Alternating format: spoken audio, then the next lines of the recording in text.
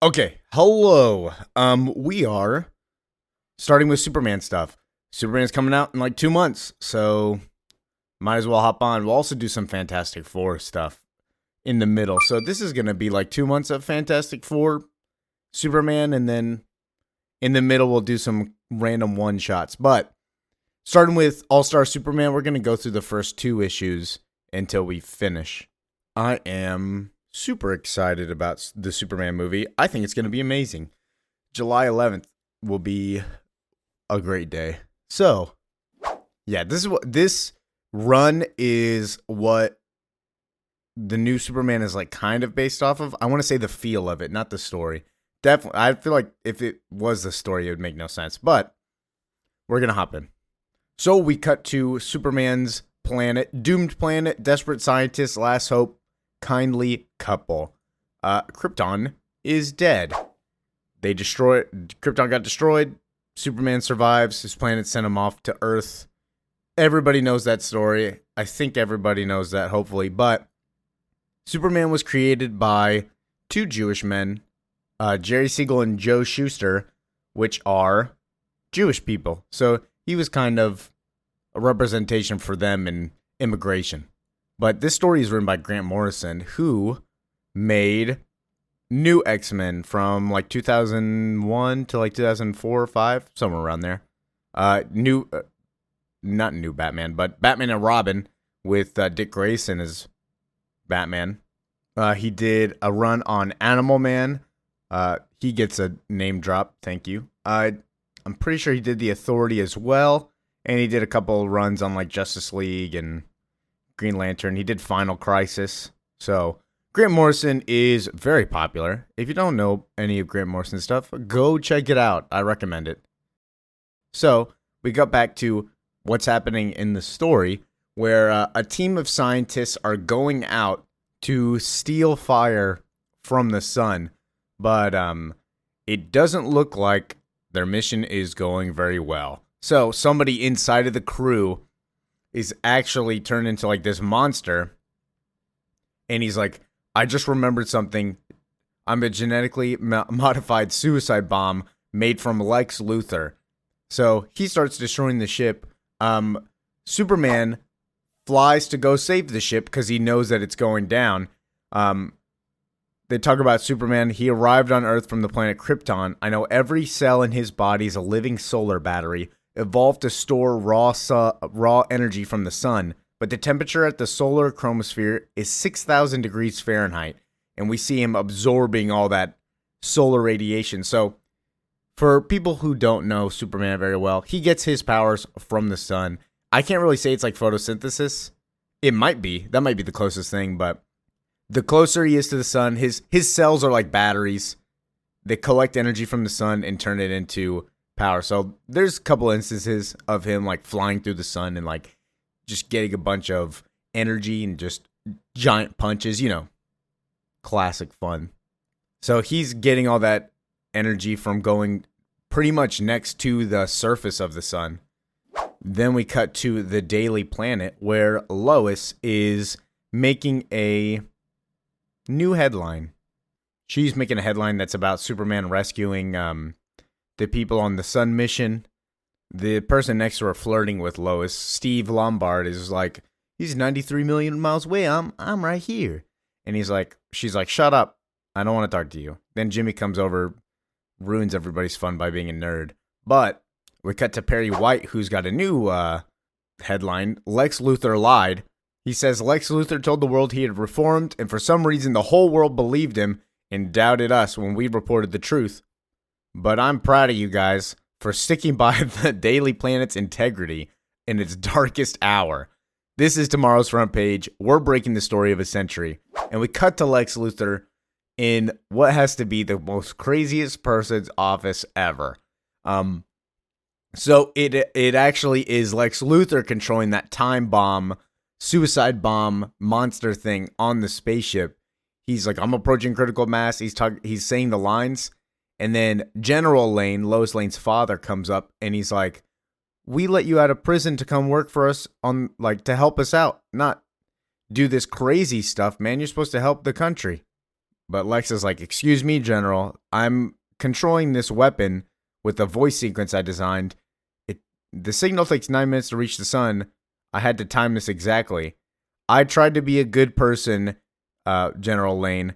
I promised I wouldn't waste my intellect on kryptonite robots and elaborate death traps. But 3 months ago, I looked in the mirror at those nasty little spiderwebs of lines around my eyes, and I realized something. I'm getting older, and Superman isn't. So then we see the monster breaking through, saying the exact lines that Lex Luthor has. And then Superman shows up, and he's like, I can help you. And then Lex continues on his speech. If I want to die happy, I'm going to have to get serious about killing Superman. Don't you think, General Lane? So this has to do with Lex Luthor being a certified D1 hater. Lex Luthor will always hate Superman because he's everything that Lex Luthor is not. He's, for some reason, the people love him but hate Lex Luthor. But Superman says, like, Lex Luthor doesn't help the world. You have wasted all your talents being a genius, and if you wanted to help everybody, you could have done so already, but you just are blinded by your narcissism, by me, because I'm stronger, more powerful than you, and the people love me just by me existing and doing the right thing. I don't have any ulterior motives. That's basically their dynamic. And their dynamic is pretty consistent. It hasn't really changed in a long time. There's like newer runs of them like getting along for a bit. There's also runs of like Lex Luthor joined the Justice League for a bit. But usually it's always around the same, is that Lex hates Superman because Superman is himself, and Superman doesn't hate Lex, but he's like, you're wasting your gifts on me when you should be helping the world. That's why the world hates you. But this whole like run is kind of about them. So getting back to it, Superman saves the ship by dragging the alien out. The alien thing screams at him. They drop down to the surface of the sun pretty much. He shoots it back into the sun, and then he flies the space shuttle, whatever, back. Very important. Superman is shielding us by extending his own bioelectric field. He has a bioelectric field. I don't know why people don't know that, but there was a long time ago where Superman had like every power he wanted just because. Like, everybody hating on the Superman trailer. We're going on a rant real quick. Anybody hating on the Superman trailer because he saved that girl. I think it was a girl. I can't remember. Saved the girl by scooping her. Technically, he can do that because he's got a bioelectric field that stops that from happening, from her just instantly dying. So, stop hating on Superman. Superman's amazing. Top 5 DC hero, maybe? I don't know. The hero of heroes. I don't know if he's in my top 5, honestly. He's really good. Let me think of my top 5. All right, I got Booster Gold, Batman. I got Green Lantern. I won't really say which one. They're all pretty good. Nightwing. John Constantine might be number 5. It might be Superman. Superman's probably number 5. We'll say Superman. Bye, John. Yeah, I'd say Superman. It used to be the Flash a long time ago, but I kind of like Superman more recently.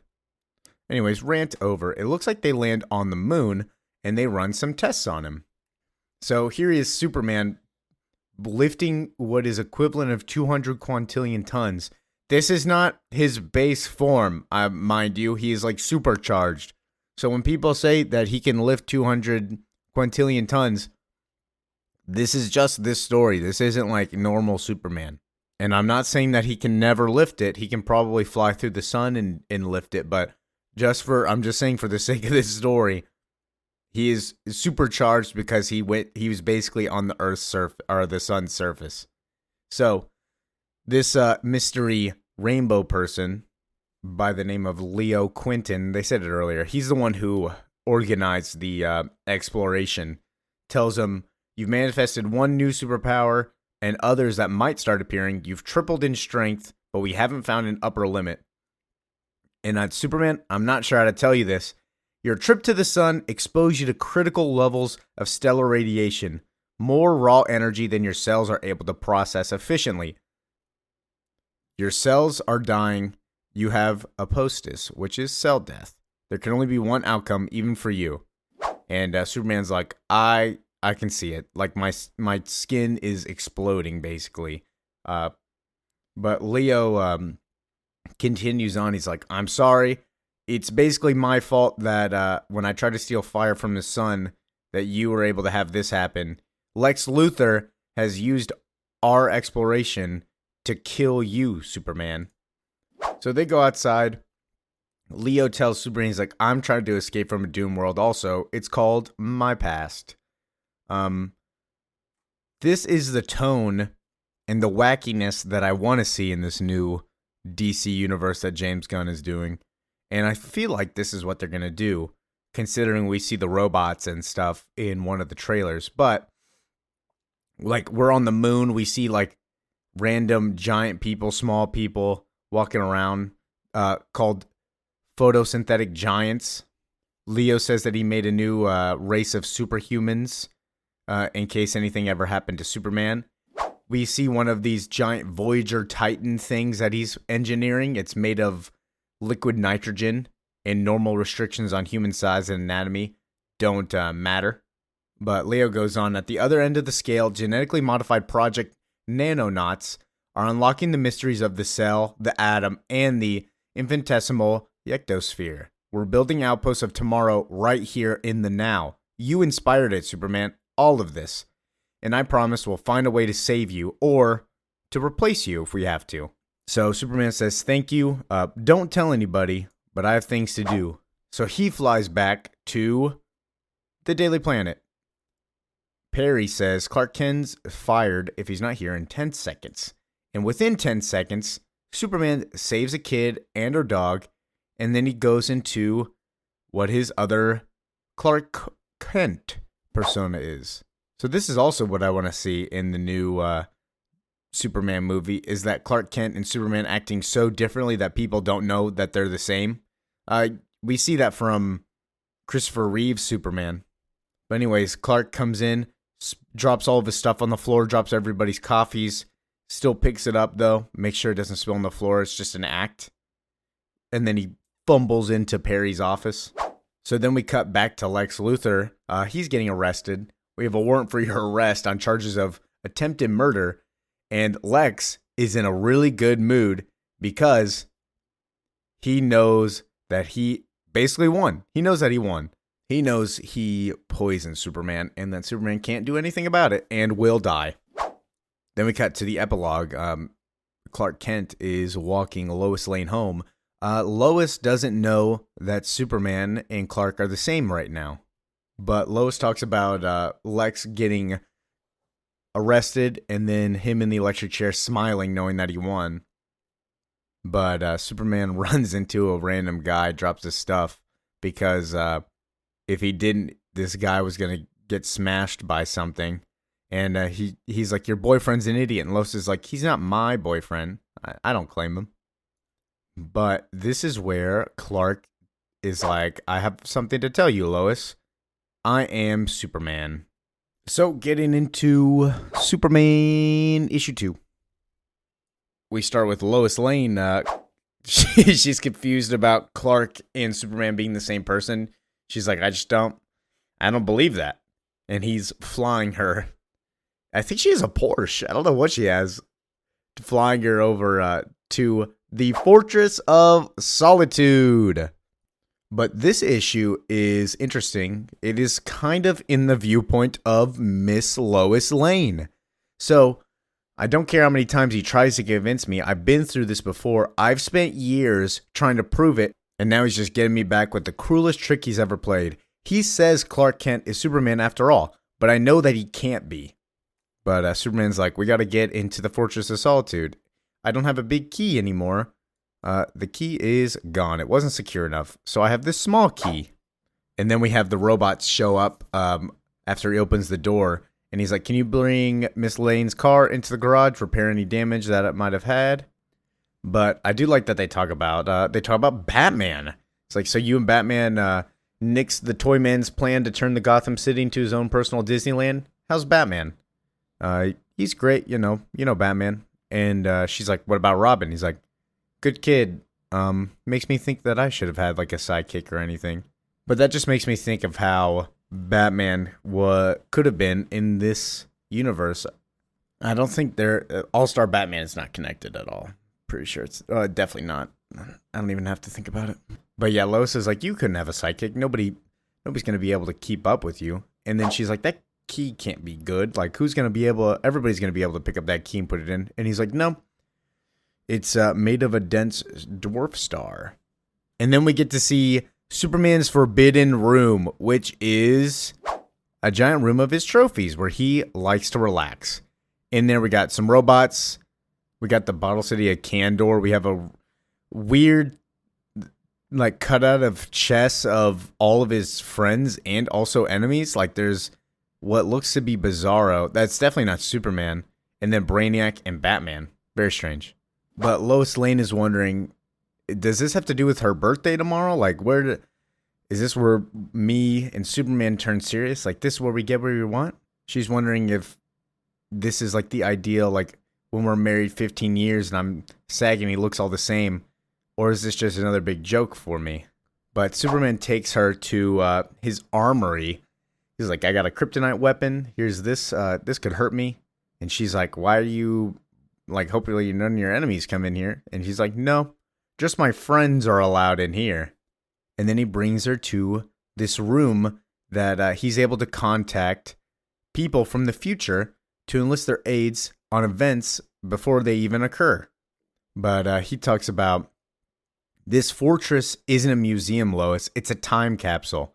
One day, some future man or woman will open that door with that key. When they do, I want them to know how it felt to live at the dawn of the age of superheroes. But then he just continues on more on the tour. He's like, this is my sun eater. I think it's hungry. So he makes a little sun, a little star for it, throws it in there, and he's like, there you go. And then Lois, she's like, now we come to the part of the story where everything goes wrong. It wasn't my fault. The door was open. I know I wasn't supposed to see inside that weird room, but I did. And she looks in there, and there's like a robot.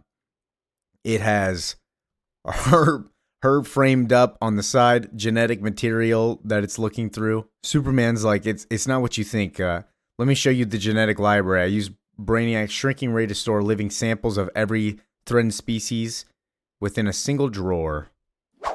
But after he does that, Lois Lane actually sits him down for an interview. And she's like, I eat secrets for breakfast, but in all of my years of trying to prove Clark was your disguise, did I ever get one solid piece of evidence for it? And then he shows up wearing something that he created, and he's like, I learned how to sew. My trip to the sun did more than triple my strength, Lois. It tripled my curiosity, imagination, and creativity. And she replies with, I guess it also made you 3 times more honest, so when does everybody pop up and say surprise? And he's like, please, Lois, I am actually Clark. Like, you're not happy that you were actually right? And then she's like, no, I'm not. But she starts interrogating him, like, all these times that you and Superman, or Clark and Superman, were in the same place, how did you do that? And he's like, Batman, robot, Martian Manhunter, etc.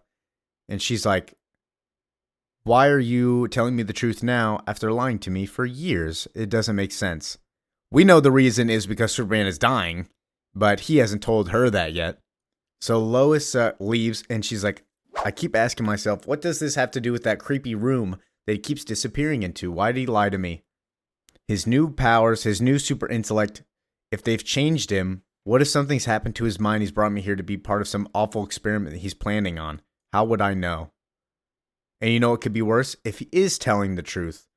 What if there really was some part of him that was bumbling, oafish Clark Kent? I just don't know if I could live with that. So while she's doing this, Superman is talking into the mirror, asking how he can tell Lois that the reason that he is telling the truth is because he's dying. He doesn't want to ruin her birthday. So Lois runs and spies on him, tries to see what's in that room. Superman leaves the mirror room. She runs in there and meets this Superman with his face covered. And he's like, I have to ask 3 questions. The future is terrible. Who is J-Lo? But while he's asking, the robots come and they're like, is something wrong, Miss Lane? Do you need help? And she's like, I'm fine. Leave me alone. And runs away. And she's like, future Superman. What if that was really him transformed into a monster so awfully as to hide his face and lie about his deformality? He knows I know. He saw a vision of his own future in there. Whatever he's become, whatever lurches out of that room, I have to be ready for. And if he's brought me here to be the mother race of some superhuman deformed horrors, he has to be stopped. Forgive me. He has to be stopped.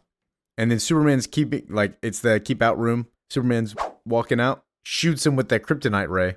And Superman walks out perfectly fine. He's like, interesting. I become immune to green kryptonite because of the sun. How interesting. And he takes it from Lois, and he's like, mind if I take this from you? You can come into the lab now. What we were making was a superhuman suit for you. A sewing machine using diamond-tipped needles to weave light, indestructible thread. Sorry I kept disappearing, but I wanted to make your birthday present, and I had to read your genetic code. It takes a long time to memorize an entire DNA code strand. But you almost spoiled your surprise. I've been working on this new thing that gives you 24 hours of superhuman powers because of your genetic code to be like me. But this is for you. Happy birthday, Lois Lane. And he gives her a super suit. This is not, I was going to say this is not the first time. I don't know if it is the first time, but it's definitely not the last time because she was Supergirl, Superwoman recently after Absolute Power. She got General Zod's powers. But I think those are gone now. I haven't really kept up. I apologize. But that's the end of issue 2. We'll do 3 and 4 sometime later. But thank you for watching. I hope you have a good day. Comment, subscribe, etc. Do all this stuff. Bye-bye.